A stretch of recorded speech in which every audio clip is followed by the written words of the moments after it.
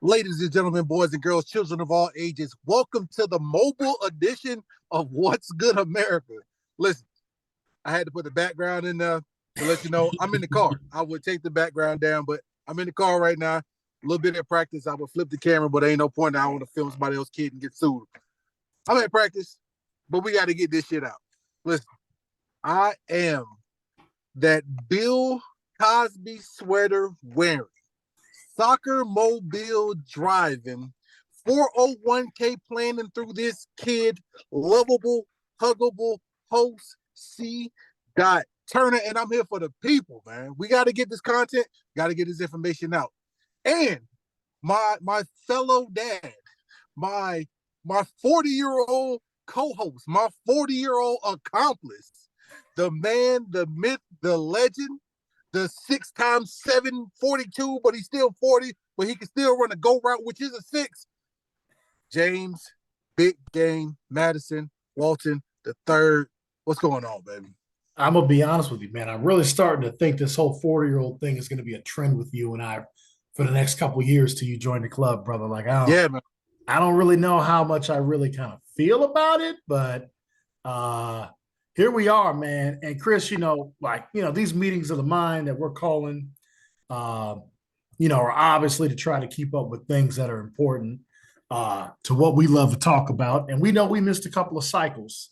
We're not going to really hit on too much of that stuff, but we are going to hit on something that's near and dear to our hearts. So whenever you see that background, or you see a heavyweight championship belt, or you see my number 1A, 1B guys, you know what we getting ready to talk about, America. And it's not only really what happened on Saturday and Sunday, which was a phenomenal show, but we're going to address the things that, that our fans that do still enjoy the business have seen and read just like we have. And we're going to put our thoughts to basically everything that's happened since Saturday. So, I don't really know how to go about this, Chris, because and let's just dive into it. Let's just dive into it. First and foremost, let me say this. Yeah, go ahead. NXT Stand and Deliver. I don't know how much you watch NXT, but like I watched what they did. Stand and Deliver is a standout show, no pun intended, but like Stand and Deliver was pretty damn good. Like it's with Steiner's son and Carmelo Hayes. I know his name. I'm gonna call him Steiner's boy because he looks just like both of them in such a weird way. It's ridiculous. Oh yeah. So the Steiner boy, Carmelo Hayes, the ladies they got coming up through NXT.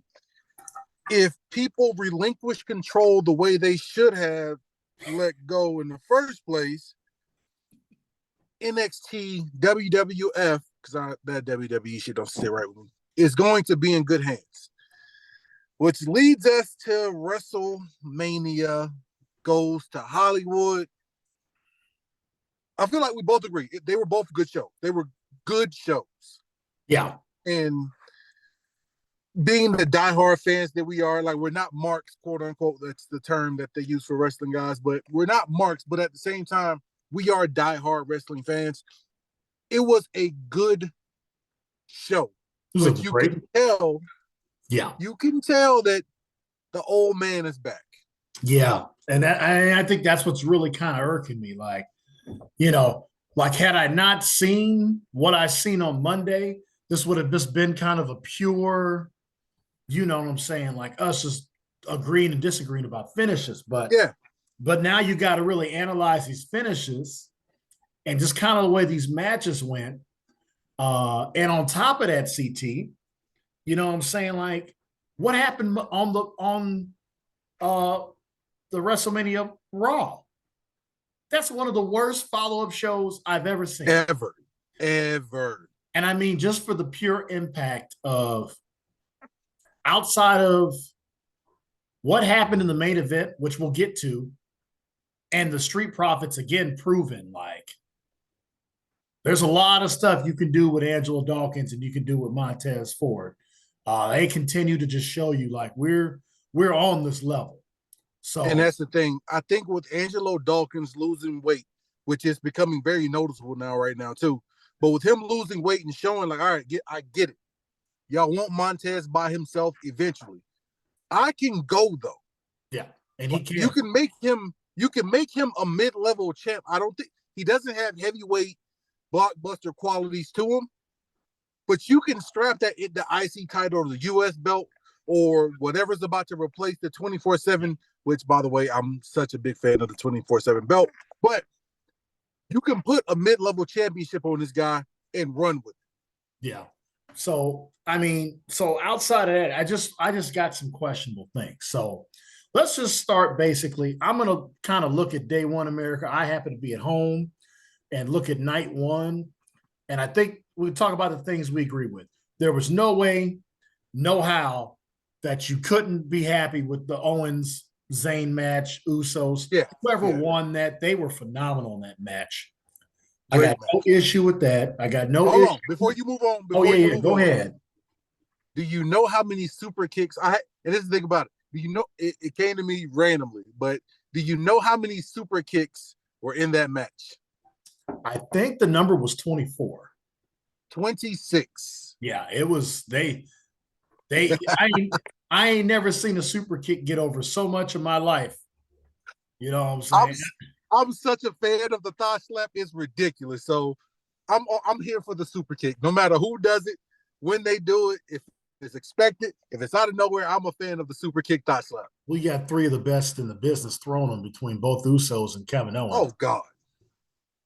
I love it. They can throw them. So like I said, I got no issues with that. I think that's going to be interesting storytelling. I think it's going to tie into just kind of some theories I have. No issue with the Cena Theory match. I thought that match was great.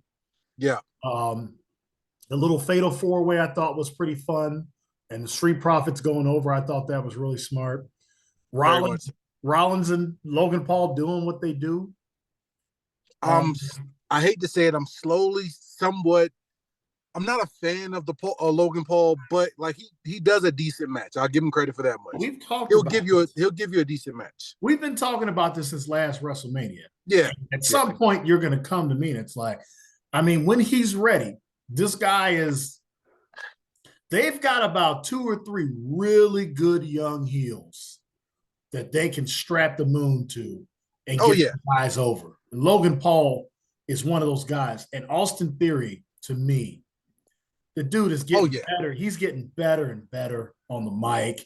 Like it's almost like we're watching a different. The only difference is because we're so blessed to have grown up and watched Randy Orton's entire 20 years. You and I, like we got to. It's fantastic. We got to see the entire. Like he is right in that Randy Orton, TV version right before he got to Evolution. Like you can see it coming with him. And that's what he needs. He needs to be tied to, and I don't really know who. You probably would have a good idea, but I don't know who he can be tied to that'll kind of give him that extra push over, because when he was in NXT, it was him, Gargano's wife, and then oh my God, Dexter Lumis, which was a phenomenal faction in NXT. And the reigning Indy Hartwell. So that was a phenomenal faction. I kind of like what they're doing. It's recycled. We're seeing it. So he takes down Cena, and then he goes right after Rey Mysterio. It has all, like I said, we've lived through this, and it's got all sorts of legend killer vibes to it. The only difference is with him is, and I don't know who said this. I was reading something, and I can't remember what Hall of Famer said it. It might have been Bubba Ray, and he was saying the difference between Kenny Omega and Randy Orton. He was saying Randy Orton is what I look at, and when you really look at Randy Orton's body of work and just who he is, and I love, first and foremost, I love Kenny Omega. I can't wait for him to get to WWE and, show that, he's a spot fest machine. You know what I'm saying? But Kenny Omega can tell stories, and I can't wait for him to have his chance. And mind you, I'm late when it comes to Kenny Omega. Like I knew a little bit about him with New Japan, but a little bit about Ring of Honor. I really started paying attention to AEW.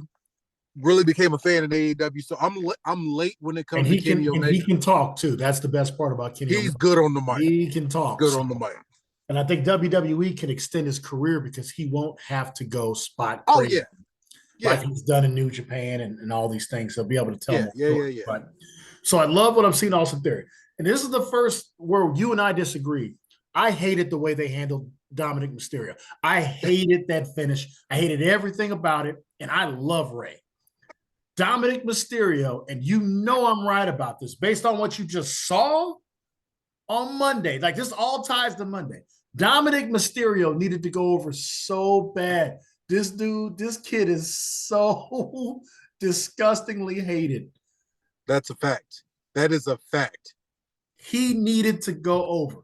That's really with night one, that's the only issue I had. I was good with every other finish. It could have went anyway. He needed to go over, Chris, and you and I disagreed about. Well, we linked up on Sunday, not so much Saturday, because I know how. So I had to watch the replay. But that I don't know how you felt about that. I needed him to go over in that. I don't like.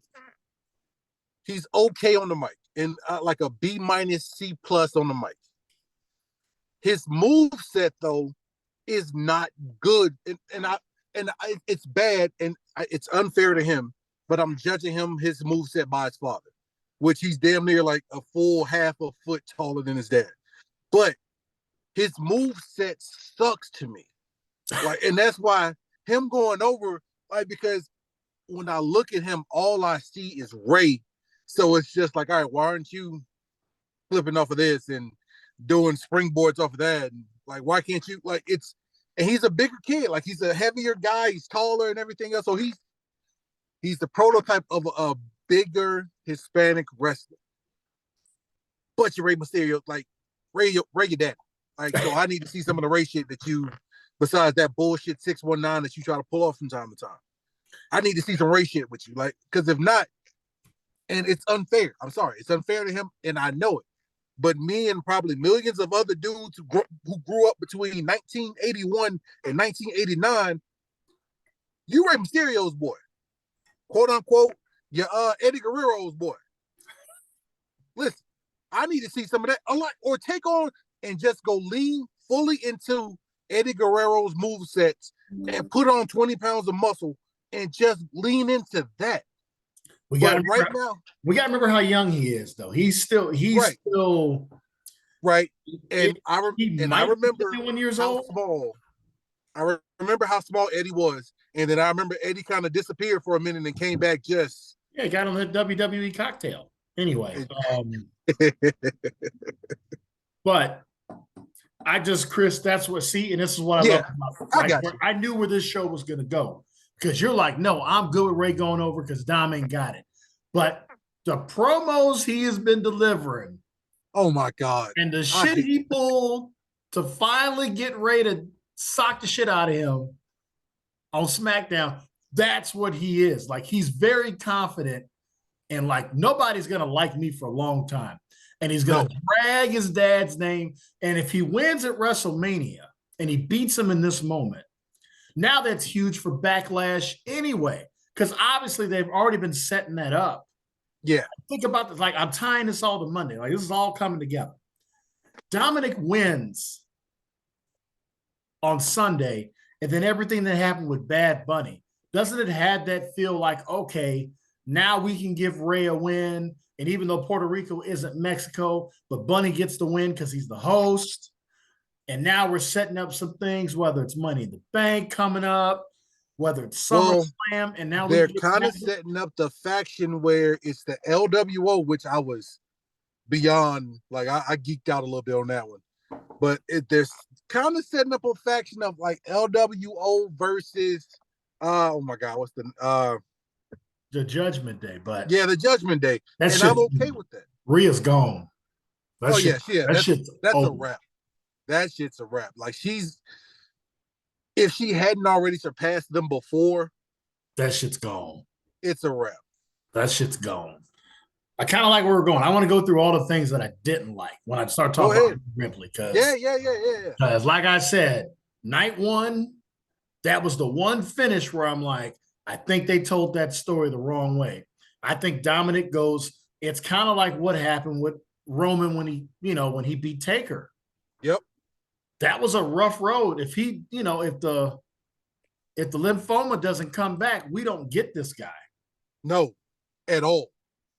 But Dominic, because you want to hate him, and then he beats Ray, and Ray goes in the Hall of Fame. But Ray says, I ain't retired. He just continues to beat Ray for the next year and some change, or any time, or cost him. Like, it's nuclear, because Ray is babyface. Like, Ray. He's as clean cut babyface as there is. Nobody booed. The only time I ever saw Rey Mysterio get booed was in his prime, because they wanted Angle to win the title. But nobody knew Angle was leaving after WrestleMania. That's the only time I saw Ray get booed. And of course, where did he get booed? Fucking Chicago. We a crazy wrestling city, bro. That's a wrestling town. That is a wrestling town. Hey, they listen, when we want what we want. Mickey James was getting standing ovations that entire. That's the same WrestleMania. Like, Bray got cheered, but it was like, we want Angle. Like it's like Chicago knew Angle was going away, and it was like, well, maybe and that was pre-Perk Angle too. Like that, it's. So I mean, that was like Angle's last match with the company, one of his last matches with the company. Anyway, yeah. So that's how I feel. Now, cool. This is where we go to day 2. And this is where you and we were really day 2 together. And let's just start right at the top. You know how I feel about Brock Lesnar. I love Brock Lesnar to death. Yeah. Love him to death. Yeah, I mean, we saw the inception of him. Yeah. He needed to lose that match. And you disagreed with me right off the bat, America. The first match, me and Chris were already like, nope.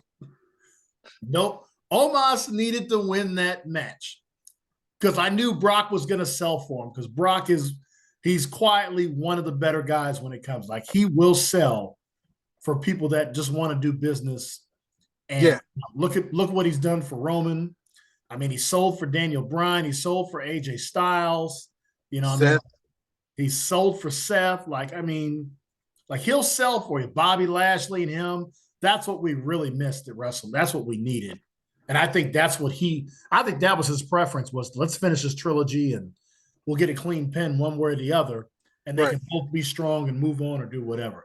But the reason why Omos, to me, needed to win that, because now you've got a chance to rebuild MVP's faction. And that's why I'm feeling Vince has got a hand in all this shit, because Vince broke them dudes up in the first place. That's why you get Omos to be the muscle, and the thing that we all want. Well, I shouldn't say we. I know you and I want. We wanted them back together. We love us some Shelton Benjamin. Cedric Alexander is one of the most talented dudes in the business, and was getting better on the mic, and he was getting at. You add Omos, and then you add the Street Profits, and let's run with this thing. It's a wrap. And then you add Bianca Belair, and you've got your and run. I don't mean to speak ahead, but if she ever goes heel, and like I told, like we talked before. Just hold on to the Bianca thought. Don't even let that out. Let's just stay on Omos, because we're gonna get to that match too.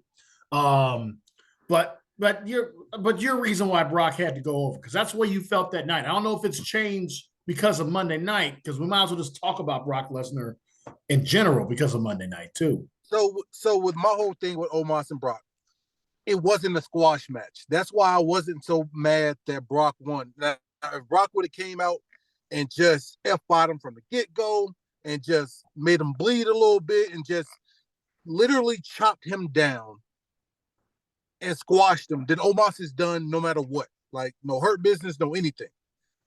But because Brock's gonna give you a 5 to 10 minute match. It is with the bigger guys. It gives you a 5 to 10 minute match. I was good with 7 of those minutes. Like, it was an actual good wrestling match. The F5s and Omos showing like, yeah, I'm legitimately bigger than Brock Lesnar. This is going to be a match. He's not gonna come out here and just work me. He put on a good match. Like when he tried to suplex him, but his back is messed up from Omos hit.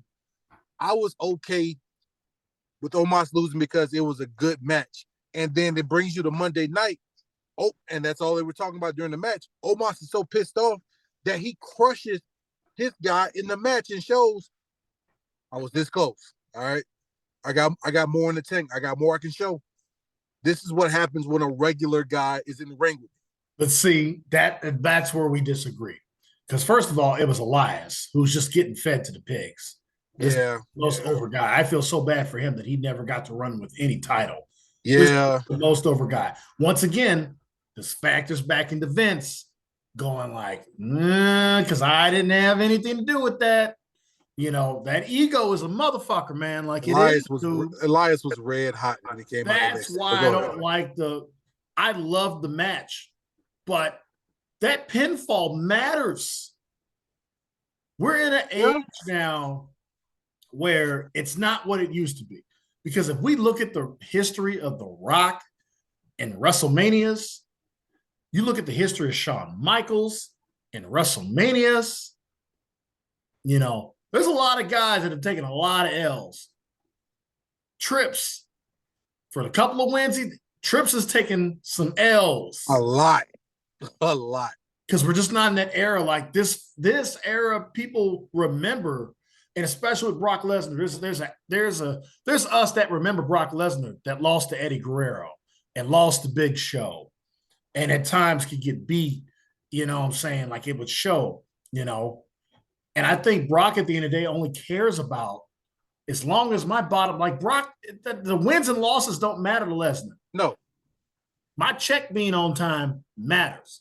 And I think that Endeavor deer made him go, I got 2-3 more years left in me. I can do this. Yeah. I mean, those are my two companies. Those are the two people that have made Brock Lesnar be able to live the life. I'm riding private jets. My kids are taken care of. I've got the dopest farms in Saskatchewan. Like I can do everything I want to do. And he's enjoying it right on there. He can bounce back and forth if he really wants to, because he can fight WWE for a little while, give it a couple months, and then he can. The biggest blockbuster UFC could ever possibly have is if he fought John Bones Jones for the title, and it could happen. It'd be the biggest. I would buy that fight. I would buy the fight just because it's Brock Lesnar. Or him and Francis, like it's. All right, go ahead. So anyway, so that's why I think Omos needed to win, because Brock Lesnar, after a loss, it still doesn't matter. But if Omos comes out and he smashes Elias, and it's like, who's next? Now maybe he can bring another, you know, a Dolph Ziggler type guy, who I hate what they've done to Dolph. Or he can bring out, you know, we can keep doing this and now we can rebuild this. I mean, he's lost to Braun Strowman. Like, he's lost to all these people that where it's like, man, he hasn't really gotten a win. No. Ever. He beats Lesnar and now goes, well, we might need to revisit this Strowman thing.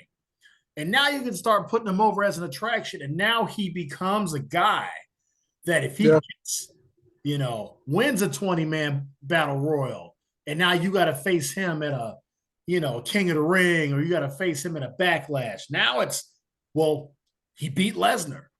That's why I hate the finish. I can see that. That's why I hate it. Because Brock Lesnar, anytime Brock Lesnar feels like he wants to go for the belt, you're like, man, is somebody going to figure this shit out? Like, you couldn't tell me you didn't think that Reigns was going to lose at some point, like Brock was going to break the streak. Yeah. So that's it, man, with that. But let's just go ahead and let's just tie it forward. This is why I do like that Brock Lesnar won. So this is where I hated it for that, but I do love this, because tell me you weren't getting like Rock, Daniel Bryan type vibes with what he did to Cody Rhodes on Monday. He decimated him. And then I found out, did you read what he said? No. Yo, I had to look before we got on the show. I was like, because they muted it on Raw. He said something to him, and he said, "You shouldn't have smashed the throne." I was like, that's what's on the internet right now. That's what he said. So now I love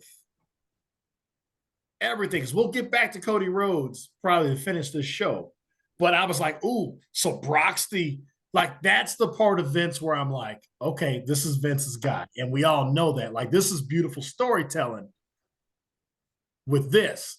Because now you've got Cody Rhodes versus Brock Lesnar, which now oh man, this is good. I like that. This is good. I like that. And I think that's the feel I had. Because remember, and it's so funny, I saw somebody write about it, and we're from the era where, yeah, we've seen guys win the Rumble and not win the title. Rock won the Rumble and didn't win the title. No. You know what I'm saying? Like, it happens. You know, yeah, Ray won the Rumble, but he didn't beat whoever was the champion. He didn't beat Triple H, whoever was on the WWF belt side. So we've seen it happen. So I got you. Batista won the Rumble, lost to Daniel Bryan. Like, so like, dude, it happens, bro. Like, but I love that part of it because, I mean, you tell me how did you feel when you saw Lesnar for 15 minutes?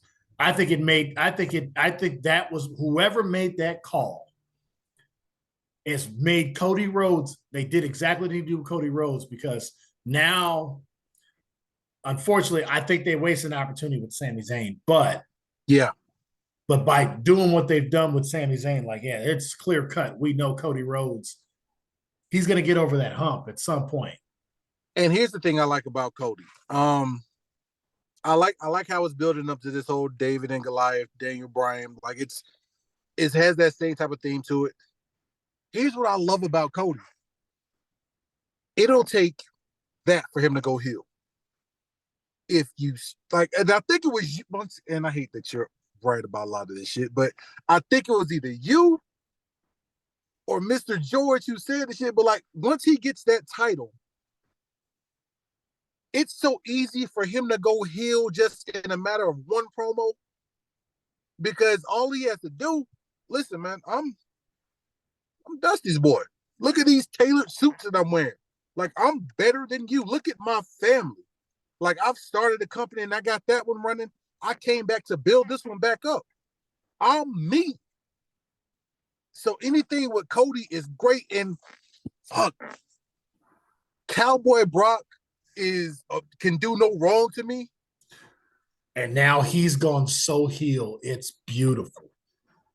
This is in his lane. It's like, dude, I think he had fun being the face. Like, this was kind of cool to get back to this. And it had been a long time since he had been a face, and he probably enjoyed it. And he loved being Cowboy Brock. He's like, Vince probably gave him another $15 million, said, I need you to do this solid for me. And this is gonna be bad. And Cody's like, I'll take it because this is what I came back to. I think as long as Cody gets to hold that title once, I think that was the condition. He said, Vince, he said, I'm not coming back if I don't hold that title once. I got to get it. I have to get it. I don't care if it's for one day, but I got to hold that title. It's got to matter. So, all right, beautiful. Beautiful to me. That's a good way to tie it off, Chris. Like, that's the beauty of Brock winning, though, because it's still because now we're gonna get answers. And it opens a lot of doors. Does Cody show up to SmackDown? Is Brock showing up to Smack? Like, what's going on? Like, you can tell Brock inked some serious money when he showed up. Some cash got thrown for him to show up on a Monday. Yeah. And trust me, the fan in me guy was like, dude, Brock Lesnar's gonna suplex somebody on a Raw. It's been a long time.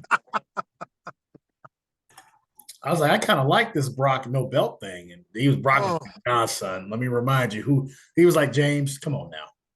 You know who I am. I'm Brock Lesnar. Big money only. All right, so let's see. As I go on this card, I mean, that fatal four-way tag match I had no issue with. No. They're trying to figure out what to do with Rousey. They can't figure out Let me speak on that just real quick. Yeah, go for it. I don't think they know what to do with Rousey because I don't think Rousey knows what she wants to do. Because you look at quote unquote peak Rousey and like, and mind you, please don't cancel us for the comment I'm about to make. But look at Rousey fresh out the UFC, like post baby before, and like she's real ripped up, like cut to all get out, and like super in shape. Charlotte came back, and you can kind of tell, all right, well, yeah, Rousey needed to take a break. But then Rousey came back out of nowhere, which with Shayna and everything. So I'm like, okay, well, okay, maybe this will last for a minute. But then they go and they win the 4-way. So I don't think they know what to do with her because I feel like she's non-committal about what she wants to do. Like whether it's, hey, I need 6 to 8 months off, or yeah, I'm down to do this couple nights a week.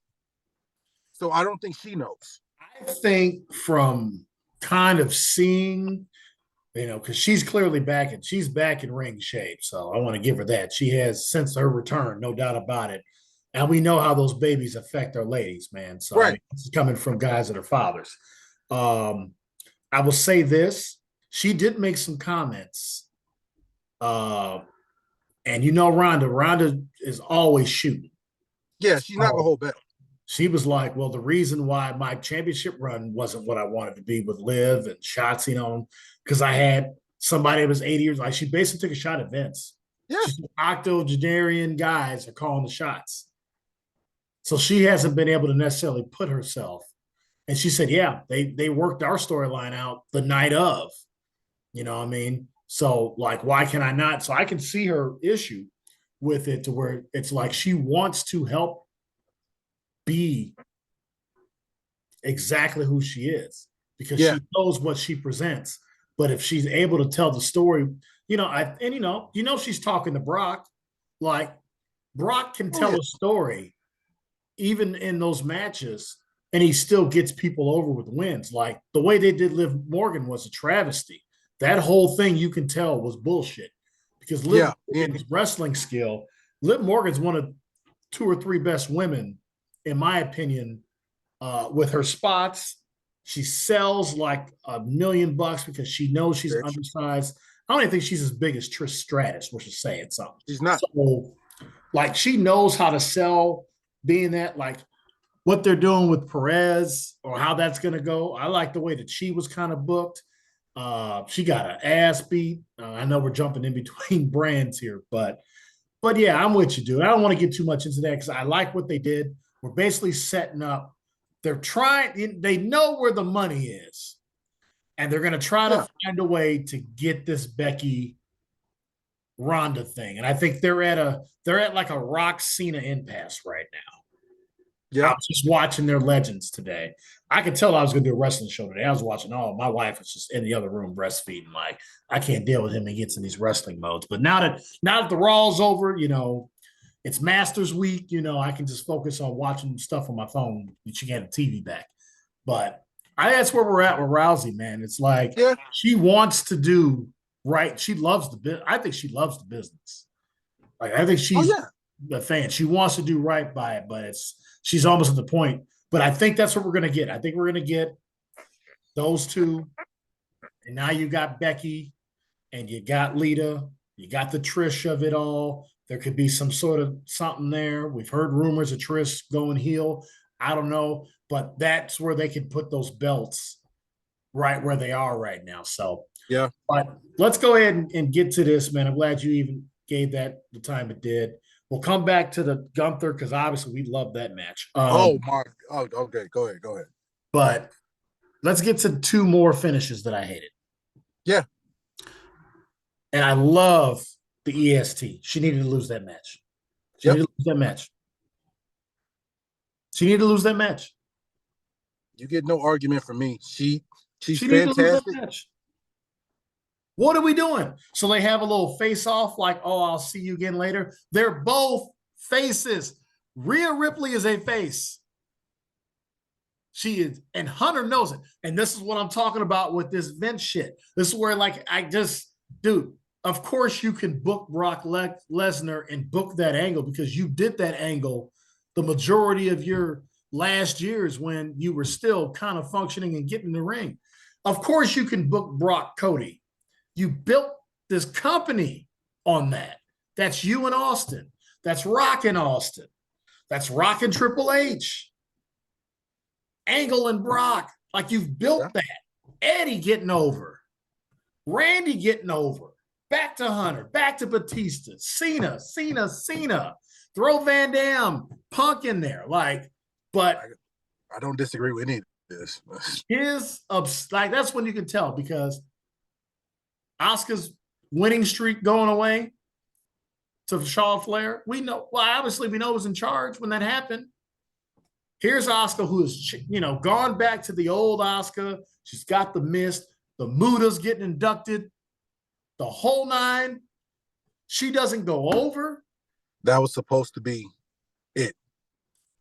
It gets Asuka back because Asuka's always a face, even when she's doing these because she's Asuka and she's so good.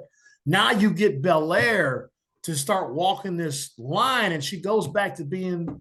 And me and Chris. There we go. Okay, so that's where I wanted to go. All right. So because I wasn't really paying attention to the females in NXT when she was heel, I just know for a fact heel Bianca, that is nuclear by itself. Like just a heel Bianca, just all black, long ponytails with big earrings, and just straight up beating your ass. I'm bigger than you. I'm stronger than you. America, this is not the podcast where we're going to always do the research, but I am going to ask Chris Turner because I did tell him that Bianca Belair came into NXT as a heel. Yep. Did you go back and look at any stuff before we talk? I didn't. I have not had a chance to, but I swear I will tonight. So it's my challenge. I know he will, but this is my challenge to anybody that goes, well, where did she go? And you forgot where she came from. She became a face because she was so good. Yeah. She was so good. And they knew Becky was going to be off. They knew Charlotte needed time. Bayley was hurt. They had to make somebody a face. And she's so likable because she is technically very humble. But she is also the same Bianca Belair that ran track for different programs. So clearly she has a mind of her own. Yeah. Chris Turner can tell you what it's like to be a five. Bianca Belair was the equivalent of a five-star football player in track and field. Yeah. I think she went from A&M track, which is phenomenal track, to Tennessee track, which is phenomenal track. Yeah. If you transfer from one SEC school to another SEC school in track and field America, I'm here to tell you, you the shit. Yeah. SEC track is nothing to mess with. It goes down in the SEC. You go look at the last title winners in women's track, and you're going to probably see the SEC all over that joint. A couple Big 12s here and there, and ACC might get you, maybe a Pac-12, but the SEC runs track and field like they've run college football basically the last 15, 20 years. That's just a fact. So that's what I wanted to see out of that because we get to see her grow. Yeah. She's over, but this is where you start getting into that. You switch it to see, and just to turn that love into a hate love like they did to Roman, and look at Roman. Yeah. That's it. And now it's worked so well because he's gotten over, but because he was being very liked, but now he has shit on everybody's favorite, and that's great.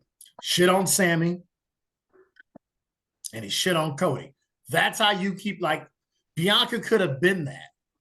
Yeah. If she loses and then she loses her shit on Asuka and then takes the belt right off Asuka Backlash. And now you throw Montez Ford in there. I don't know. Maybe you do something with him. And now we're off to the races. I mean, sometimes I feel like I could write. I can't write, but I feel like I know what I could do. You could give the premise to let them run with it. Hey, this needs to happen because if you believe Montez Ford, and you're running out of time, Montez Ford's mid-30s. You're running out of time. He ain't gonna be able to keep leaping over these things. At some point, he's gonna want to ground his game. Randy Orton stopped doing cross bodies after a while too. Kept messing up them shoulders. Yep. That's all I'm saying. Okay, I didn't realize we were on the same page on that. Yeah. Oh yeah. All right. And then let's talk about the one we disagreed on this. I wonder if you've changed. Edge needed to lose that match. No. See, this was the big one where we actually went. There might have been 6, 7 texts back and forth. You gotta tell me what Edge winning this match does for the both of them. Edge has, I'm not gonna say a title run in him left. Edge has some title shots left in him. He does. Like, I don't think, and I think it's after Roman loses, because I don't really want to see Edge and Roman. But Edge has a title run left in him, and if you lose to Finn now, even with it being Demon Finn, which is my favorite Finn Balor, by the way, even with it being Demon Finn, I feel like regardless of how good the match is, I feel like that just says, all right, Edge, that's enough. That's enough. Even with it being Finn, it doesn't matter who it was. I needed Edge just to have marquee win. And granted, Finn actually got like lacerated during the match, and I'm glad he's okay. But I needed, mind you, I did need Gangrel and Christian to come out too. That's a whole nother issue. But I needed Vince. That's the Vince of it. Vince shut that down. You know it. Because Hunter's trying to open this door. He's like, we can make money together. He's trying hard to Vince open the door. Door, bro. He closed it. Because I know for a fact, Tony Khan is all for it. Like, just, even if it's a guy here, there, and whatever, it doesn't even have to be an invasion. Like, it just might be a guy here and there, but you need Edge to win, because if he doesn't win, you all but close that door for Edge with any kind of credibility, because I don't feel like there's much, because let's be honest, RKO's coming back, probably sooner than later, probably around Backlash time. I don't really want to see an RKO and Edge match. Like, I'm over that. But that might be, but that's the problem. See, that's why he won, because they have to finish their trilogy's not over. No, it's not, but I don't really want to see that. I want to see him push for something. Like, go ahead. I will tell you this much as you don't want to see it, I'm willing to put this out here right now. I think Randy Orton's going to retire him. That I can see. I think Randy Orton's going to be the one to retire him. So there you go. I think Randy Orton's going to be retiring a lot of guys in a couple of years. He's going to retire Edge. Yeah. He's going to retire Rey Mysterio when it's all said and done. He's going to retire Cena. They might actually have him retire Rock. Like, I don't know. And it might be some push for Randy Orton to be the guy that becomes a 17-time champion. Like, I don't know. I'm okay with that. And like, I think me and you said that before. Like, I'm okay if Randy is the one who breaks it. I'm okay with that. I'm okay. And at the same time, I'm okay if it doesn't get broken too. I think that's the reason why Cena's at 16. I think he said, I can't be the guy. Oh, I think he said it publicly too. He's like, okay, I tied it. It's all well and good. I can be 1B, but it's like, I'm just about sure he said, like, if I wasn't a full-time guy, I don't want to break it. Even though Rick has said he doesn't mind if John was the guy that broke that title, I know he wants it to. I know how he feels about Randy. Yeah. Like, Randy's family. And Randy is, I know, I hope his back is, I hope it's done well, because Randy, I think, had said he was going to wrestle till 50. He did say that. He's like, he was like, I'm going to go to 50. Right about 50 is when it might be time. Yeah. So Randy's the same age as me. Maybe a year or two older. So that's why I think a year or two older. Sense. He's like, he's either 80 or 81, and I'm 83. So he's God, you forget, dude, he's been around for so damn long. But so I just don't see. But what do we do with the Judgment Day? We've built them up to be these guys. and Priest and Balor, and especially with Ripley leaving, you're like, what do you do with this now? Because Edge is beating the leader. Yep. Your female stud is gone. She's gone. Priest is in limbo. And he's got a great look and a great move set. And Priest is in his 40s. Like, he's not young. He's old, Chris. So it's Randy's, like, Randy's in 1980, by the way. Randy's in 1980. 1980? Okay. Yeah. Okay. So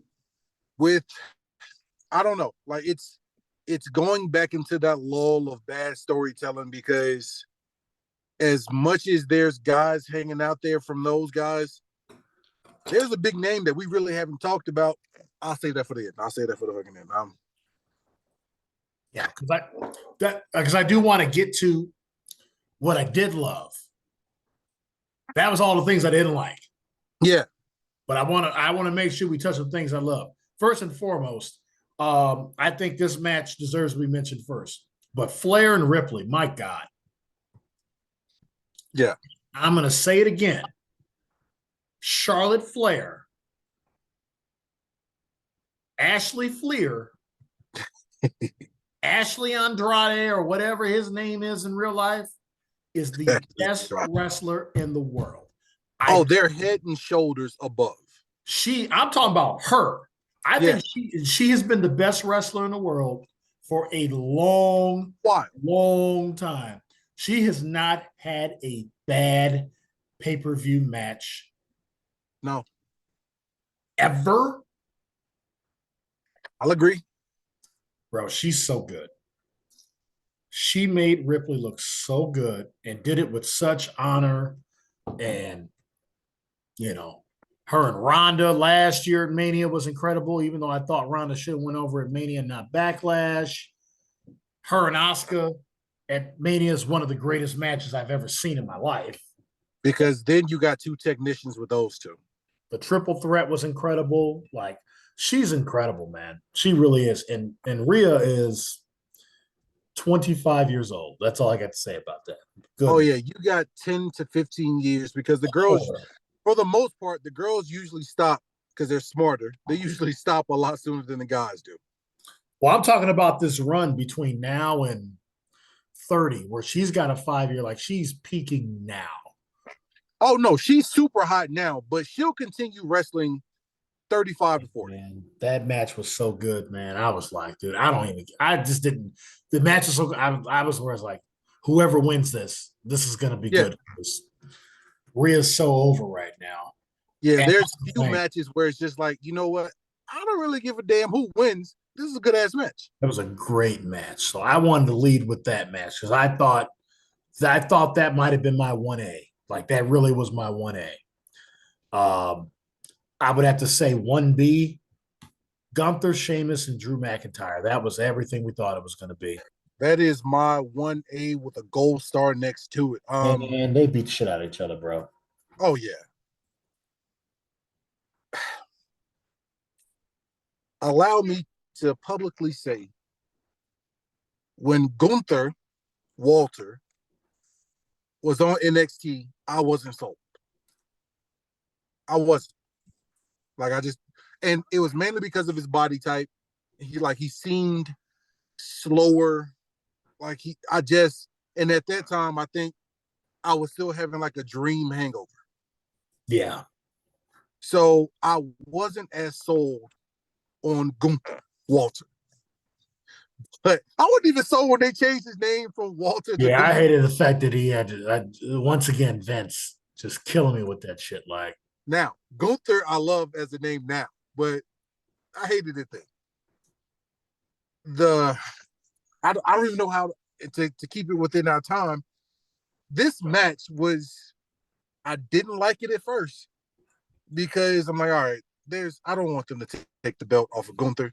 Like, but at the same time, like, it is time for him to go for a bigger belt. As long as he didn't get pinned, it would have been fine. And that's how you do triple threats when you're trying to push a young guy. So, yeah. And I just like this match. It like the whole persona of him being a ring general.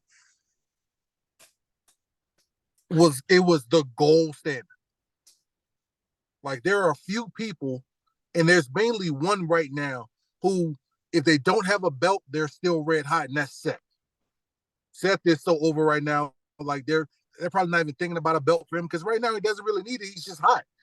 Gunther is surely becoming one of those guys where it's like, all right, dude, like you and Imperium, yeah, I'll buy it. I'll buy an Imperium shirt. I'll do the little hand thing where they stick behind the back. Like I say this as a wrestling fan since 1984, since Hogan picked up Andre, since Ultimate Warrior was doing presses over his head. I am a fan of Gunther and everything about him. I love it. Yeah. I think it's well said. I ain't gonna say nothing else. That match was phenomenal. You knew it was coming. They beat the hell out of each other. Oh yeah. They beat each other up so much. Bret Hart had to say something about the match between Sheamus and Drew, between Sheamus and Gunther. Bret was not happy with all that chopping. Bret like, oh no, you like that we fighting. But hey, this is the era, Bret. Super kicks and chops, baby. Hey, they gonna rip you up, man. All right.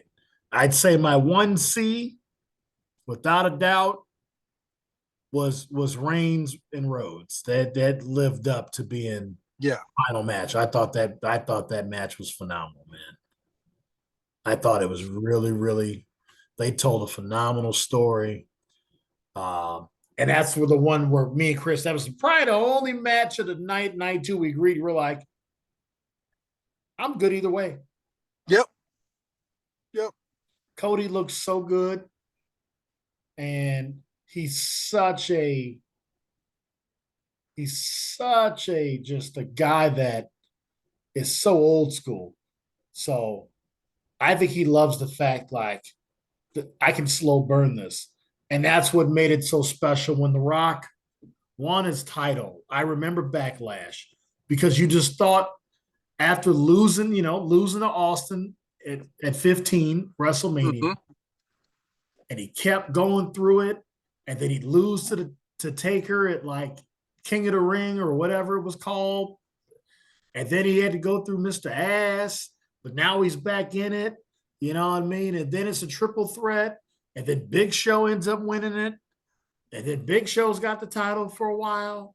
And then he drops it to Trips, and Trips becomes that guy. And now, mind you, during all of this, The Rock is cutting some of the best promo work ever in the history of the business, let alone WWE.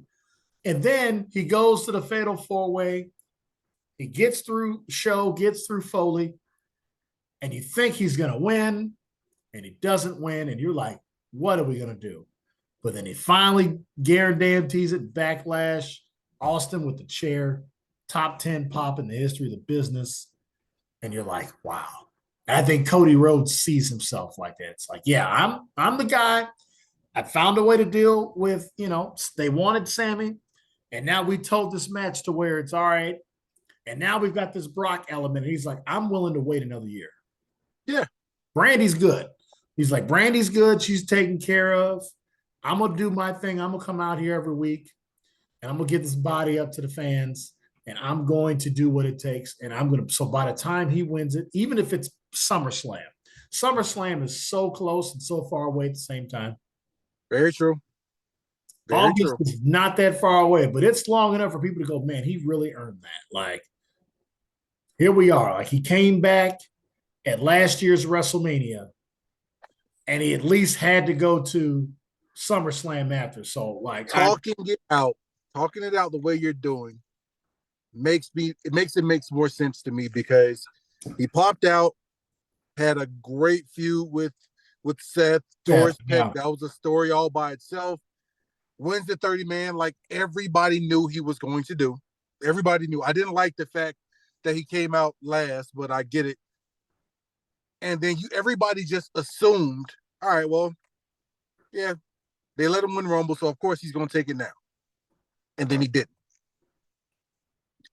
You got me on that one. You sold me on that one. And if what is true, and Cody will confirm it at some point, if Lesnar, if that's what he said to him when he was Oh my beating the brakes God. off him, this is going to be some of the best storytelling we've seen, especially with it connected to Reigns, which has been the best story in all of wrestling, outside of CM Punk versus AEW, in my opinion.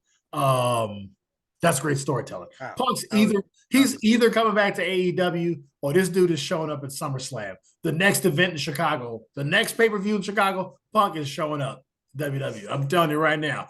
as a fan. He's showing up as a fan. Nobody is going to touch this man. I'm just telling you, bro. Like, hey, look at my guy. Shout out Phil. Shout out Phil. Anyway, so that's just where I'm at with the like those three matches to me. And I love how indicative it is with the times. And Chris, you can back me up on this, where we basically have watched the last few WrestleManias and the women have just been killing. Yeah. Killing. Head and shoulders better. The best performances I've probably seen since, I think, Bryan, Batista, Orton. And that was a long time ago. That start looking at it. It's been Banks, Belair. The triple threat was really, really good. It wasn't the best match that year, but the triple threat, Becky won, was really, really good. Lynch, Belair the year before to put her over. It's the women's matches. Asuka, Charlotte, I mentioned. And look, man, they have been killing. They've been killing it. I don't want to lose this. I want to end the show like this. This is your give me a minute, and I'm gonna give you a chance. And I got my give me a minute just off of what you just said. America, I'm sorry to cut us off. We get into give me a minute. All right. You need a sip because I know you're over there with hold on. Let me give you the premise first before you take my sip. The premise is the door opens. Ooh. You talking about that door with the F? That door opens. Okay. All right. You can have one match. AEW, WWF, because I'm not calling it WWE. Yeah, that means we're never gonna get on. So fine, because I kind of need the money. AEW, WWE. You get one match. Okay, I like that. Who and why? So, America, as my co-host takes this sip. I like that you set the parameters. I gotta think hard about this. This is good. Yeah, I'm gonna give you this little time to think. All right. Give me a minute. America, allow me to paint this picture for you. It's Survivor Series. Let's call it that. Bianca still has the belt. Going to Survivor, and she's thrashed everybody. She is the EST. She's the best. She's the fastest, the strongest, and you know where I'm going. She is the baddest bitch around. But now that door is open. And I use the term bitch loosely just to tell this story because you know where I'm going with it. Nope. Because we talking about the baddest bitch in the game. I used her term. This ain't me calling no one. Jade Cargill walks through the door. Oh, that's good. You got 6 foot African-American woman with ridiculous jeans versus 6 foot African-American woman with ridiculous jeans. Jade is that much better on the mic than she's ever been. Her ring is getting good. Not great, but she's good. And she can be carried in a match. She's not a bucket. Versus Bianca, who is, I'm going to say she's a B+ on the mic. She's an A in the ring. And you got those two. The pop that would get. Yeah, DMD would be great. I would love to see that. Tony Storm, Not so much. Ruby Soto and all this other cats who came from WWE. No, I don't want to see that. If you get Bianca and you get Jade, and the match gets interrupted by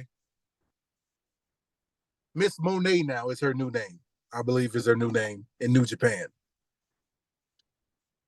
First of all, the black girl magic all in the ring for us having black daughters is amazing. But I feel like if that door ever gets open, that's the one match I want to see first with how this women's revolution really has come full circle. So I would want to see Jade Cargill versus Mrs. Montez Ford, the one and only Bianca Belair. That's me. America, that's been my minute. That's pretty good. That's pretty good. I like it. I didn't expect you to say her, but those two going at it, the only other person I feel like, and I agree because I'm going to always take the black girl magic first. I just am. But the only other person I could think of that would answer that door would be her and Charlotte Flair. Oh. Because the aesthetic of that. Yep. Bianca is about 5'7", but I think even Charlotte Flair is taller than her in her boots. Well, yeah. Charlotte goes, what, 5'10"? She's like 5'10", I think, and just flats. So when she puts the boots on, I think she's a legit 6'1". Yeah. She was towering over Rip, and Rip's like 5'9". Yeah. And Rip like there's a lot of ways you can go with that. And speaking of that, there's a lot of super heavyweights down there in the women's division, down there in NXT. Like we're in good shape. Just watching by far. All right, so that's the parameters. So all right. America, thanks to the leader of the WGA nation. Give me a minute. So, I've mentioned Kenny Omega. I would be remiss to not mention Will Ospreay. Hell, even at this point, because he stole his move, maybe you'd want to see Hangman Adam Page versus Logan Paul. Like, I don't know. They both doing that buckshot lariat. Like, I don't even know what you want to do. But here's the truth, and I mentioned her already. In my mind, either Charlotte Flair or Becky Lynch has the title. And I already mentioned her name. DMD walks in. And the promos, America, that would go back and forth for at least 4 to 6 weeks, working up to a pay-per-view or a WrestleMania. My God. Britt Baker can go in the ring. She is very talented there. Britt Baker also, quiet as kept, is about 5'7", 5'8". I know this because when she kisses Adam Cole on television, they look each other dead in the eye. And I do love Adam Cole, baby. But Britt Baker to me would be the ultimate, and I already know who she's facing. It would be one of our all-times. It would have to be Lynch or Flair. Because if you see that in a match, you see those two, maybe Lynch and DMD in a promo would be all-time. Red hot. Because they would slice each other up. Because Britt Baker is probably the best woman on the microphone in the entire business. And I know she can go in the ring. She's got a great move set. She's got a great finisher. And that's what you want. I mean, you want those matchups. That's what I love. You got Jade Cargill with her Glamazon version of the Glam Slam versus the KOD with Bianca. You like when the move sets are the same. Yep. So with Britt having her submission hold, I forget what the name of it is, and you're putting that against the disarmer. slash manhandle slam, or you got that finisher with Britt Baker submission hold versus the figure eight. Now you're just telling a beautiful story. And you get her and Flair, just their abilities in the ring, I think. Plus, they're talking shit to each other in the ring. Because Flair is very good. And I don't know who the heel is in that. I think they're both heels. I think you go DMD. I mean, I think Britt Baker would obviously be over like gangbusters, but then I'm just going to go ahead and throw this out there as well. I'm going to go with a 1B. I'm going to cheat this question because I give Chris Turner credit. He has his one. There's only one other person. It's only one other person. If that door opened, what it would do right now in the state of the business. If you knocked on it, and whether it's Roman with the belts, whether it's Brock with the belts, Cody finds a way, Seth finds a way. There's only one other guy.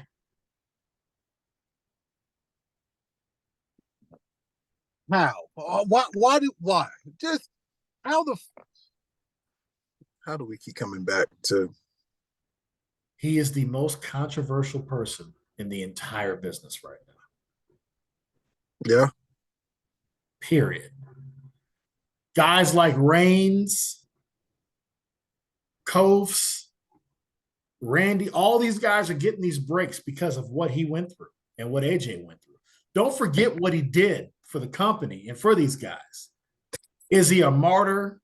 Do you not necessarily like his approach sometimes? Or do you just naturally have a super hatred of Chicago, Chris? Of course you do. It's a known. You've said this on the show. Yeah. He has meant more to the WWE than can even be fathomed. How does Charlotte Flair get all this time off? They sent this dude a cease and desist on his job while he was marrying his wife that he's been together with for 8 years. Becky Lynch comes back and wins a belt. How does that happen without Phil Brooks doing what he did? And at the end of the day, look what he did for MJF. Because he is the best talker that is still relevant and still has boots in this era now, in our era, when we were younger men. So he can appeal to those guys. He's got the Randy stuff. Him and Randy have a good relationship. Him and Edge had a good relationship. Yeah. I think him and Hunter have a repaired relationship. Quiet as kept. It's better. Yeah, I guarantee it's better. Because there's an understanding, because Hunter has been very open about their promos that they had, those promos coming back, and how much Hunter has been very honest about who he was when he wrestled. It's like, this is who I was. This is me. I've never shied away from him. That's why he's got so much respect. And I think Punk, at the end of the day, as much as I don't think he cares, I think he cares. Yeah. He doesn't necessarily want it, but he wants it. So he would be my 1B. Because if he comes in and that WrestleMania or that whatever it is in Chicago,